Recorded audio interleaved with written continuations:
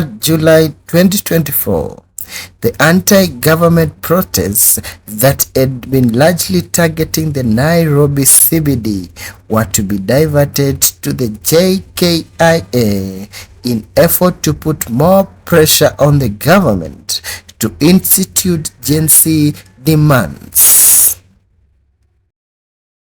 The protests that started as a peaceful call for President Ruto to drop the controversial Finance Bill 2024 escalated to heavy demands that include reshuffling of the cabinet, creation of more job opportunities for the youthful generation, putting an end to corruption and prosecution of corrupt leaders, among others.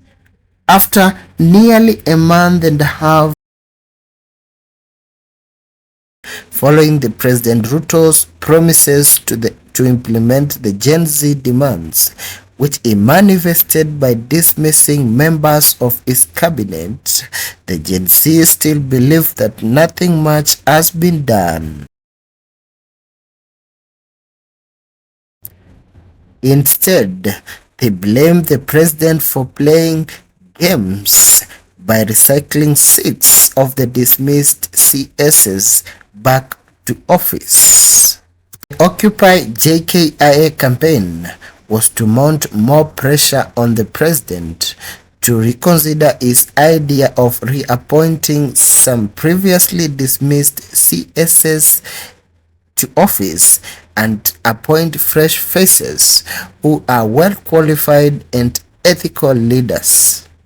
But the big question is, why target Jkia and not any other facility or area where the same impact could be felt? In addition to Jkia being a critical infrastructure and a crucial touchpoint for international relations, there were claims that Jkia was to be sold to foreign investors.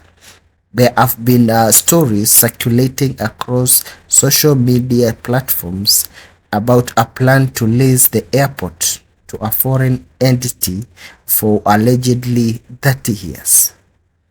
The move, therefore, to occupy Jkia by the protesters was then conceived to send a message to the government that Jkia is a public asset, and also to protest this alleged plan to sell the Jkia airport to foreign investors.